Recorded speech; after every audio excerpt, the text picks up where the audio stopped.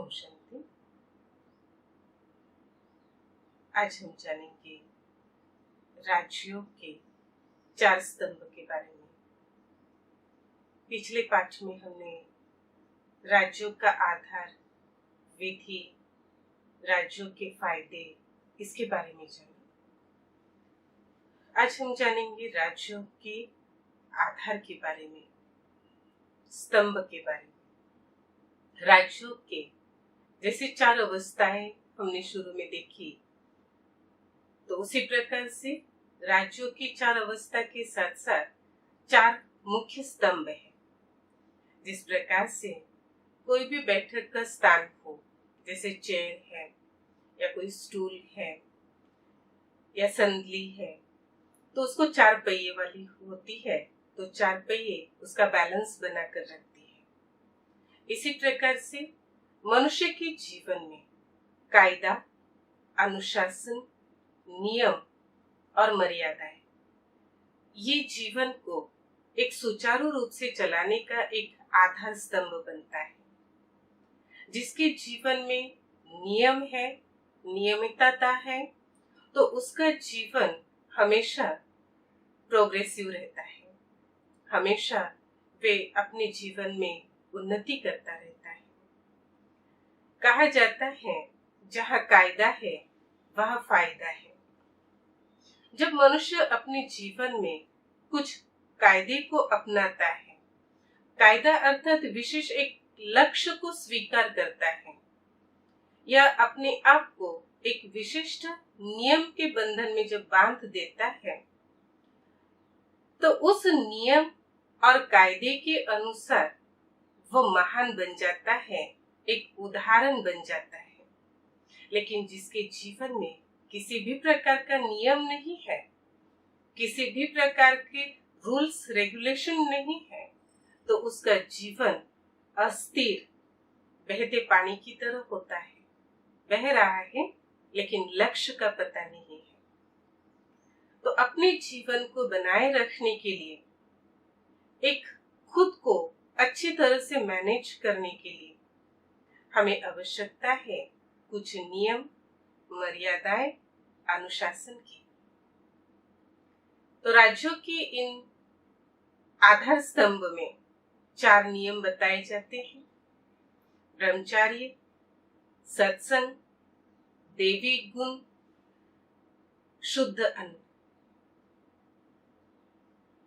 तो ये 4 विशेष प्रकार के नियम इस राजयोग के आदर्श जीवन के रूप में बताया जाता है।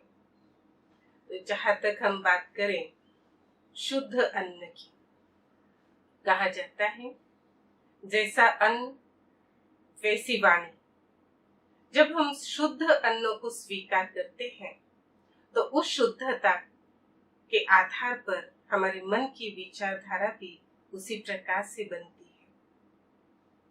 कहते हैं ना कि अगर किसी का दिल जीतना हो तो उसके पेट से रास्ता होता है। तो इसी प्रकार से अगर व्यक्ति को जीतना हो, अपने आप को जीतना हो, तो हमें अन्न की शुद्धि की आवश्यकता है। तो अन्न शुद्धि क्या है? अन्न शुद्धि किसे कहा जाता है? अन्न में तामसिक, सात्विक, रजो, ये 3 क्वालिटी मानी जाती है। तो सात्विक और तमो का जो अन्न है, उसके लिए हम कहते हैं कि जो शाकाहारी है वे सतोगुणी अन्न है, और जो मांसाहार है, नॉनवेज है, किसी की हत्या करके जब हम उस अपने भोजन बनाते हैं, तो उसे हम कहते हैं तामसिक है। इसके साथ रजो तत्व का भी गुण जिसमें होता है, वह रजो भोज अर्थात ज्यादा मिर्च मसाले वाले भोजन, जिसमें हमारी मानसिक स्थिति विकारवश या अवगुणों के आधार पर अपने नेचर को बनाती है। ऐसे ज्यादा मिर्च मसाले खाने से हमारी प्रकृति भी उसी प्रकार से ढल जाती है, जिससे हमारा शारीरिक स्वास्थ्य बिगड़ता है, हमारी पूरी दिनचर्या उसकी प्रभावित होती है, जैसे अधिक मिर्च खाना, अधिक तला हुआ भोजन खाना, अधिक फैटी युक्त भोजन करना या बाहर के ज्यादा भोजन को स्वीकार करना, इसी प्रकार से अनियमित भोजन करना, ये रजो में आते हैं। और इस रजो भोजन से हमारी मानसिक अस्थिरता तथा शरीर की अस्थिरता बन जाती है। स्थिरता के आधार पर जो मनुष्य शारीरिक सुख का अनुभव करता है, संपूर्ण स्वस्थता का अनुभव करता है, वे उसके जीवन में नहीं होता है। हमेशा उसे कोई न कोई कंप्लेंट रहेगी, कोई न कोई उसे अपने शरीर से, अपने मन से शिकायत रहेगी कि मुझे गैस हो रहा है या मुझे एसिडिटी हो रही है, मुझे बेचैनी हो रही है, नींद नहीं आ रही है। इन सब का कारण है रजो तत्व वाला भोजन। इसी प्रकार से तमोगुणी भोजन, अपने पेट भरने के लिए किसी प्राणी की हत्या करके उसको अपना भोजन बनाना, इसे तमो भोजन कहा जाता है, जो आसुरी गुण में भी माना गया है। ये असुरों का भोजन है, मनुष्य या देवताओं का भोजन नहीं है। इसलिए हमेशा जब भी आप कोई शास्त्र या कोई रामायण महाभारत में आप सीन देखते होंगे या सुना होगा कि असुर का जो भोजन है वह मांस मदिरा था, जो देवताओं से बहुत ही भिन्न था। तो इस प्रकार से आज मनुष्य इस भोजन को स्वीकार करते हुए अपनी वृत्ति को तमोगुणी बनाता जा रहा है। मनुष्य होते हुए भी वे जानवरों में सल अपनी क्रियाओं को कर रहे हैं। इस तमोगुणी भोजन का ये इफेक्ट है। तमोगुणी भोजन से उस प्राणी की हत्या का एक पाप का कर्म हमारे भाग्य में आ जाता है, जिससे उसके साथ हमारा एक कार्मिक अकाउंट बन जाता है। किसी की हत्या करना ये भी एक पाप है, और वो पाप हम करते हैं सिर्फ अपने भोजन के लिए। तो ये हम मनुष्यों का भोजन नहीं है। किसी के लिए हत्या करना ये हमारा कर्म नहीं है। सतोगुणी भोजन, सतोगुणी भोजन अर्थात जिस भोजन में संपूर्ण रूप से सादगी हो, पौष्टिकता हो, आहार में उस भोजन को हम स्वीकार करें, उस भोजन को हम खावे जिस भोजन में पूरी रीति से हमें प्रोटीन, विटामिन प्राप्त हो, उसे हम शुद्ध भोजन कहते हैं। सात्विक भोजन, जिस भोजन में परमात्मा की याद समाई हुई हो। भोजन स्वीकार करते समय हर पल भोजन बनाना, भोजन स्वीकार करना परमात्मा की याद में हो, हर अन्न में उसका स्मरण हो, वह है सात्विक भोजन, जिससे हमारी मनसा भी सात्विक हो जाती है। तो इस प्रकार से हमारी अन्न की शुद्धि होनी चाहिए, ताकि हमारा मन भी उसी प्रकार से शुद्ध हो जाए और उस शुद्ध मन से हम परमात्मा से जुड़ सकते हैं। क्योंकि अगर हमारे मन में बहुत नेगेटिव तामसिक विचार अगर होंगे तो हम परमात्मा के साथ जुड़ नहीं सकते हैं। अगर मुझे परमात्मा के साथ जुड़ना है तो मुझे मेरे आहार को, मेरे व्यवहार को शुद्ध बनाना होगा। तो उसका पहला कदम है शुद्ध भोजन। इसी प्रकार से दूसरा स्तंभ है हमारा सत्संग, सत्य का संग करना। आज सत्य का संग इस कलयुगी दुनिया में हमें नहीं प्राप्त हो सकता। जो हमें सत्य मार्ग पर ले जावे, जो हमें सतो प्रधानता की ओर ले जाए, सतो गुणता के संस्कारों में भरे, ऐसा सत्य का संग हमें नहीं मिलता है।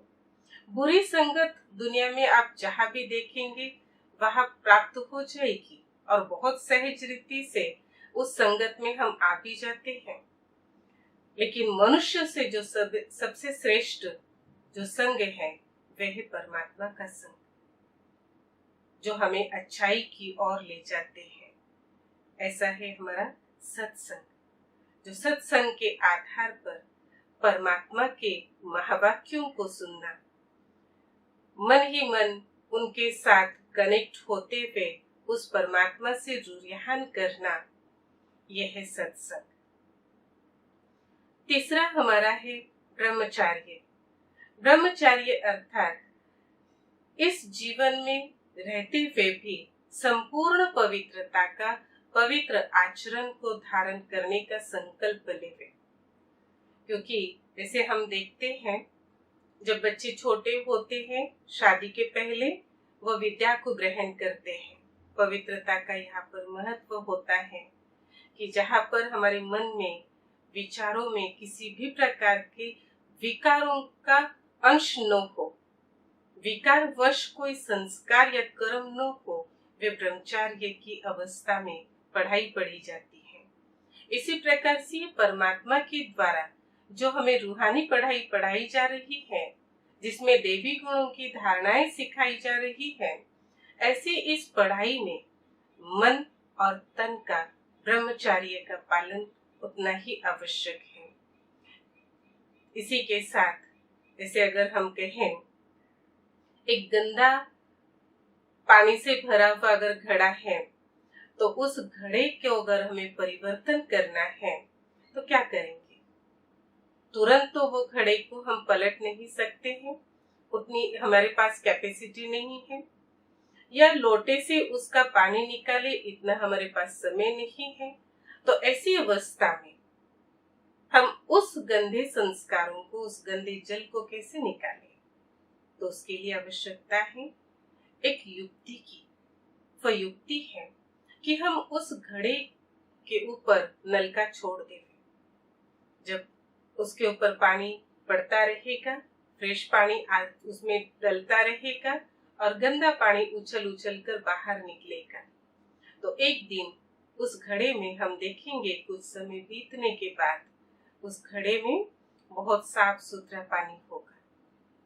तो इसी प्रकार से ये जो घड़ा है, ये हमारे मन का है, बुद्धि का है।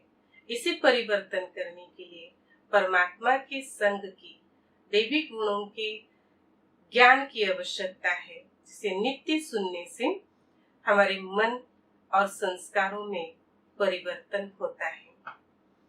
तो चौथा स्तंभ है हमारा देवी गुण।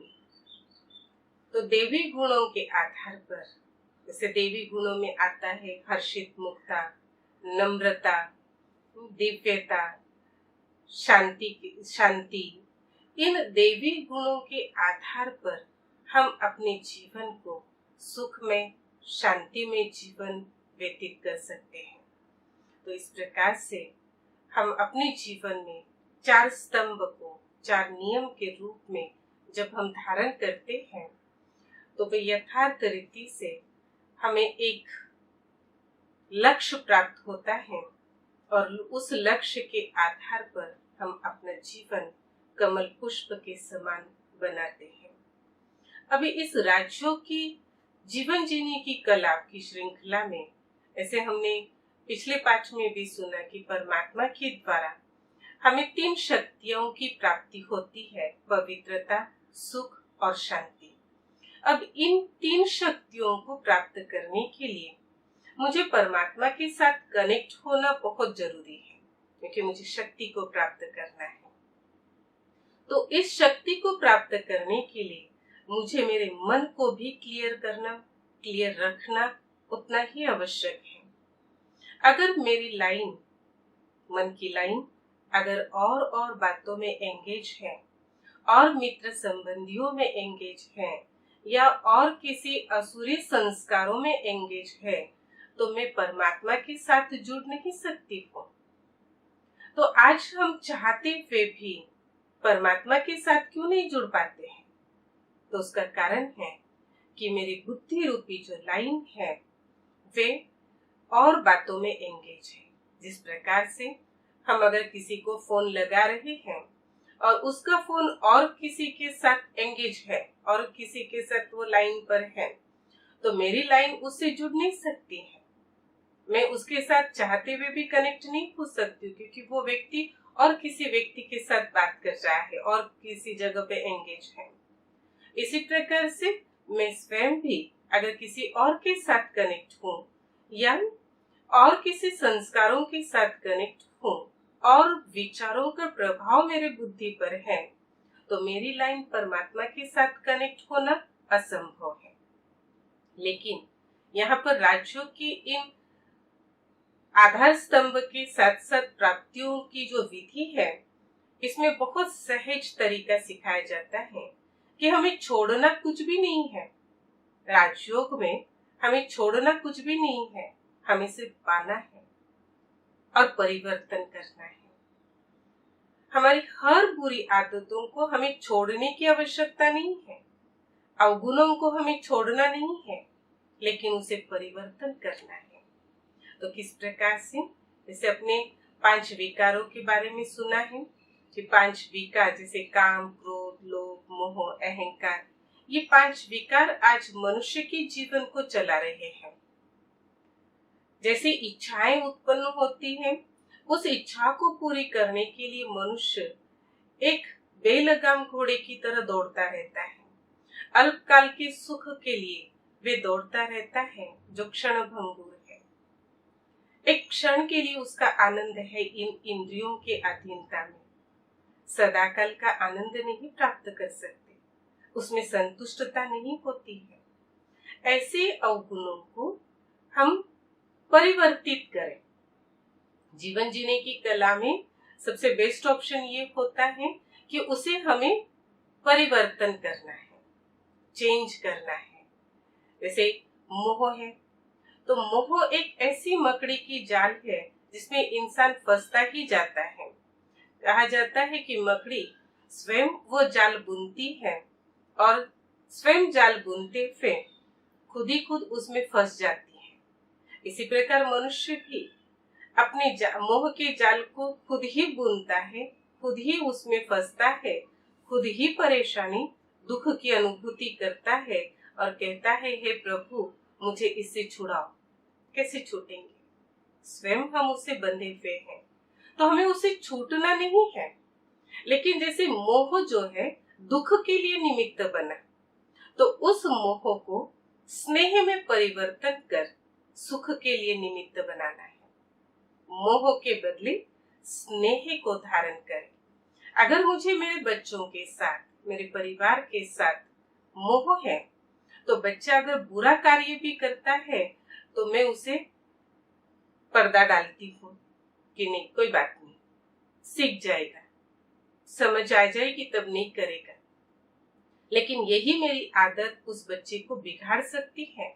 ये उस समय हम महसूस नहीं करते हैं, लेकिन जब बच्चा बड़ा होता है, उसके वो संस्कार परिपक्व हो जाते हैं, तब हम कहते हैं कि मैंने गलत किया।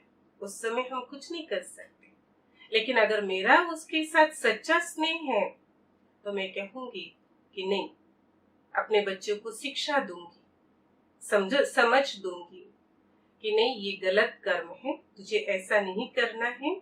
उसको उसके बुरे कर्म का फल क्या होगा उसे बहुत प्यार से रियलाइज कराओ। वो मेरा स्नेह रहेगा जिसका जीवन बन जाए। वे कभी बुरे गति पर या बुरे मार्ग पर नहीं चल सकता, क्योंकि मैंने उसको गलती के समय वो समझ दी है। इसी प्रकार से मोह को हमें छोड़ना नहीं है, लेकिन इस मोह को मुझे परिवर्तन करना है सच्चे स्नेह में। इसी प्रकार से लोभ एक ऐसा विकार है जो कभी हमें शांत बैठने नहीं देगा। कभी भी हम संतुष्ट नहीं हो सकते हैं कि हाँ बस हो गया, अब मेरे पास बहुत है। नहीं, जितना भी आता जाएगा हमारा लालच बढ़ता जाएगा, क्योंकि लालच कभी इच्छाओं को पूर्ण होने नहीं देता है। कहा जाता है इच्छा एक ऐसी अतृप्त दशा है जो कभी हमें तृप्ति नहीं दिला सकती। ये लोभ में आती है। इच्छाएं, अपेक्षाएं कभी पूरी नहीं होती है। आज अगर मैंने 100 रुपए कमाए हैं तो कल इच्छा होगी 200 कमाओ, 200 कमाए तो कल इच्छा होगी 500 कमाओ। और आजकल तो फैशन लगा है, एक मेंटेलिटी बन गई है लोगों की कि बिना मेहनत के हम ज्यादा से ज्यादा पैसे कैसे कमाएं। इसमें फिर चाहे वो गलत कर्म भी क्यों न करें तो भी चाहते हैं कि मुझे ज्यादा से ज्यादा पैसे मिले। लेकिन ये लोभ जो है हमें अनेक लोगों की बद्दुआ दिलाता है। इस लोभ के कारण कई लोगों के घर उजड़ गए हैं, कई लोगों की जिंदगी खराब हो गई है। ऐसी इस लोभ के विकार के वश हम वे हैं जो हमें सिर्फ दुख ही देते हैं, बेचैन ही करते रहेंगे। ऐसे इस लोभ को अगर हम शुद्ध लोभ में परिवर्तन करें, एक अच्छाई का लोभ रखें, तो हम तृप्ति महसूस कर सकते हैं। और सबसे अच्छा लोभ है मेरे जीवन की अच्छाइयों को धारण करना, मेरी आत्म उन्नति होना, आत्म सम्मान को प्राप्त करना। यह है सच्चा लोभ।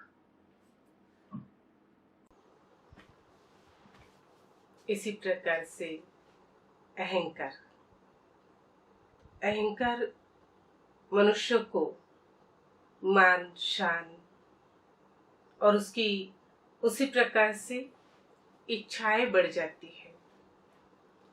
ये एक ऐसी आदत है कि मनुष्य को हर रीति से मान शान प्राप्त करने की एक लत सी लग जाती है।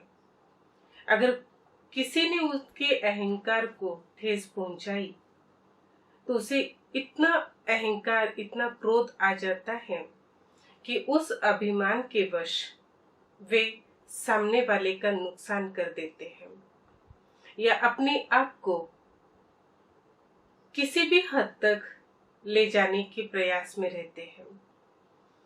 आज हमें देह का अभिमान है, पैसे का अभिमान है, किसी को अपनी सुंदरता का अभिमान है, अनेक प्रकार के अभिमान है। और हर अभिमान एक इस प्रकार से लत है जिस लत का कोई अंत नहीं है। लेकिन परमात्मा हमें कहते हैं ये अभिमान सिर्फ दुख ही दे सकते हैं, खुद भी दुखी होंगे और दूसरों को भी दुख देंगे। इसलिए इस अभिमान के बदले अभिमान रखो, नहीं ऐसी बात नहीं है, लेकिन इस अभिमान को हम स्वाभिमान में परिवर्तन करें। स्व अभिमान अर्थात आत्मा का अभिमान। जैसे इस अहंकार का कनेक्शन इस शरीर के साथ है, इस नाम रूप देश काल के साथ जुड़ा हुआ है, तो जैसे ये शरीर विनाशी है, इसी प्रकार से ये अभिमान भी विनाशी है। आज है कल नहीं होंगे। आज पैसा है, प्रॉपर्टी है, कल नहीं होगा। आज ये सौंदर्यता है, कल नहीं होंगी। आज हमें लोग मान सम्मान दे रहे हैं, कल नहीं भी देंगे। तो नहीं देंगे अर्थात उससे हमें दुख ही मिलेगा। तो इस चोट से अच्छा है कि हम उस अभिमान में रहे जो कभी भी हमें नीचे नहीं गिरा सकता है। वो अभिमान है आत्म अभिमान। जैसे आत्मा अजर अमर अविनाशी है, ऐसे आत्मा से संबंधित जो स्व अभिमान है वे भी अविनाशी है, उसका कभी अंत नहीं होता है। और इस अभिमान से हमें कभी दुख नहीं मिलता है। तो परमात्मा कहते हैं इस ऐसे शुद्ध आत्म अभिमान में रहे। इसी प्रकार से दूसरा है क्रोध। तो क्रोध भी एक ऐसा विकार है, कहा जाता है जिस घर में क्रोधी व्यक्ति रहता है उस घर के मटके भी सूख जाते हैं। जितना अहंकार नुकसानदायक है उससे कई गुना क्रोध ये नुकसान वाला है। क्रोधी व्यक्ति खुद भी दुखी अशांत रहता है, दूसरे को भी दुखी कर देता है। क्रोध एक ऐसी तपत है, ऐसी एक अग्नि है जिसमें हम खुद भी जलते हैं और दूसरे को भी जलाते हैं। क्रोध हमारे स्वास्थ्य के लिए भी ठीक नहीं है। क्रोधी व्यक्ति कभी भी निश्चिंत नहीं रह सकते हैं। इसलिए अगर क्रोध करना ही है तो भले करो, लेकिन अपने अवगुणों के ऊपर, अपने बुरे संस्कारों के ऊपर। क्रोध करना बुरी बात नहीं है, लेकिन किसी निरपराध व्यक्ति के ऊपर क्रोध करना, निर्बलता के ऊपर क्रोध करना, बिना मतलब के क्रोध करना, ये एक हिंसा है। इससे अच्छा हमें करना ही है तो अपने ऊपर करें, अपने उन बुरी आदतों के ऊपर करें, अपने उन बुरे संस्कारों के ऊपर क्रोध करें, ताकि उस क्रोध से इसमें परिवर्तन आएगा। तो दैहिक क्रोध, संबंधियों में क्रोध के परिवर्तन में हम अपने अवगुणों के ऊपर क्रोध करें, दूसरों के अवगुणों के ऊपर नहीं।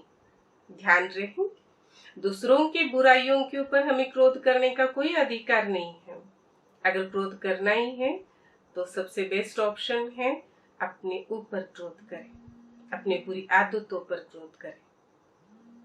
इसी प्रकार से दूसरा जो विकार है वह है काम विकार। दूसरों के प्रति बुरी दृष्टि रखना, बुरी वृत्ति रखना, ये है काम विकार। जिन आंखों से हमें भगवान को देखना है, उन आंखों से हम किसी के ऊपर बुरी दृष्टि डाले, ये उचित नहीं है। जिस पवित्र परम शक्ति को हमें देखना है, उस परम पवित्र शक्ति को देखने के लिए हमें अपनी आंखों को उतना ही योग्य, उतना ही पवित्र बनाना है।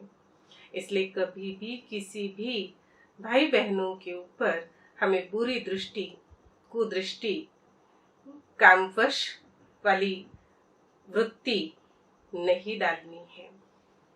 हम सब परमात्मा की संतान हैं।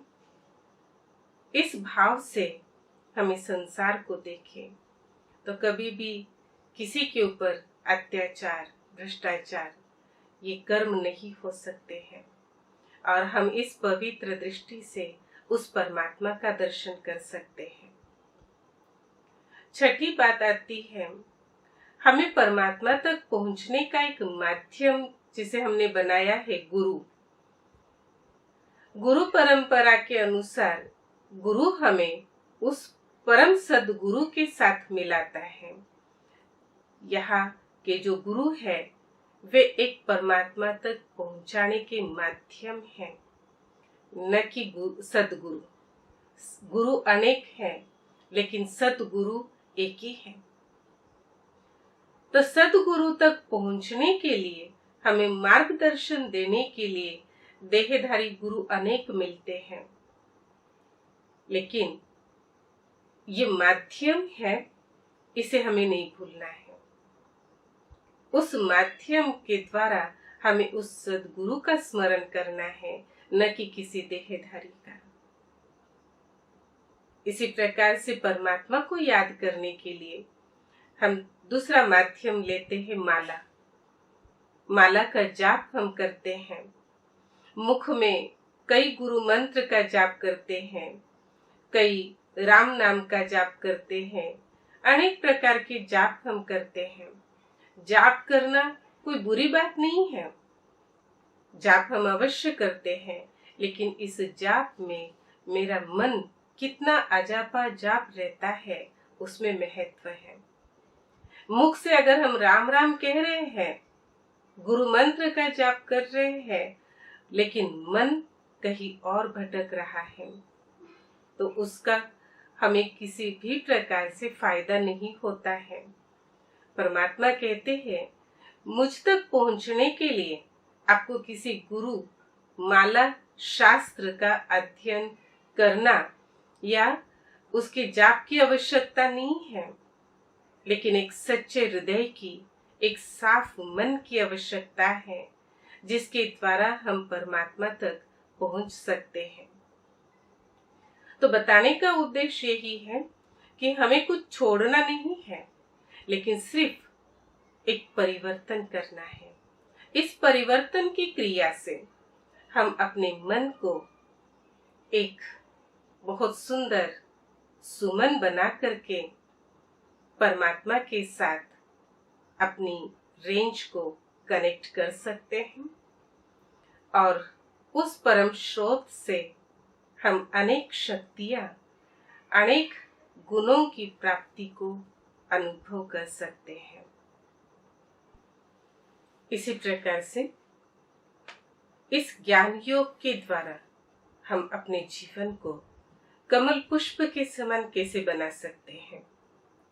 आज तक हमने इस राजयोग कोर्स के अभ्यास में जो भी ज्ञान की बातें सुनी, जो धारणाएं सुनी, जो ज्ञान के अनेक रहस्य को समझा, अपने जन्म मृत्यु के बारे में हमने समझा, सृष्टि चक्र के बारे में समझा, अपने आप के बारे में हमने समझा है, परमात्मा के बारे में हमने समझा है। तो इस समझ के आधार पर जब हम कर्म करते हैं तो कर्म में कुशलता आती है। अर्थात हर कर्म जब हम परमात्मा की याद में करते हैं तो उस कर्म में एक्यूरेसी, अलर्ट होते हैं और हमारी काम करने की जो कला है वे सबसे अलग होती है। हमारा एनर्जी लेवल बढ़ता है, इसलिए कहा जाता है कर्म में कुशलता आती है। जो भी कर्म हम कर रहे हैं अपने कार्य क्षेत्र के अनुसार, उस कार्य क्षेत्र के कर्म से हम स्वयं भी संतुष्ट होते हैं और हमसे हमारे जो बड़े हैं वे भी संतुष्ट होते हैं। इसलिए कहते हैं हम अपने जीवन में इस ज्ञान योग के आधार पर कर्म में कुशलता लाते हैं।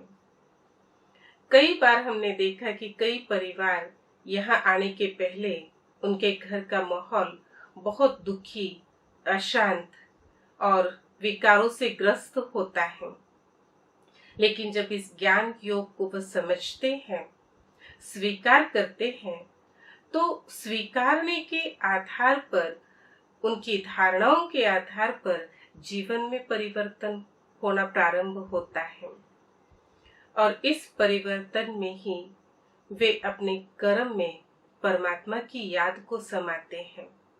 हर कर्म करते हुए परमात्मा की याद में रहते हैं, जिस कारण से विचारों में सात्विकता आती है।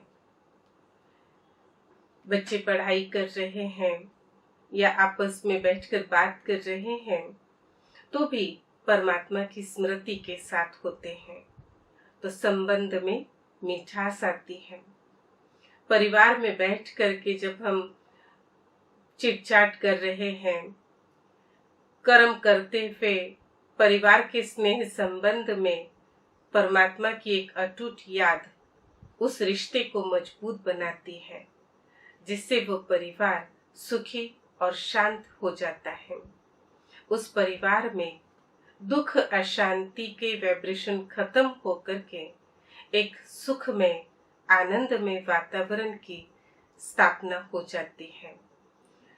उस परिवार की सबसे बड़ी श्रृंखला थी अपने आप को समझना, परमात्मा को समझना या कर्म की गुह्य गति को समझना।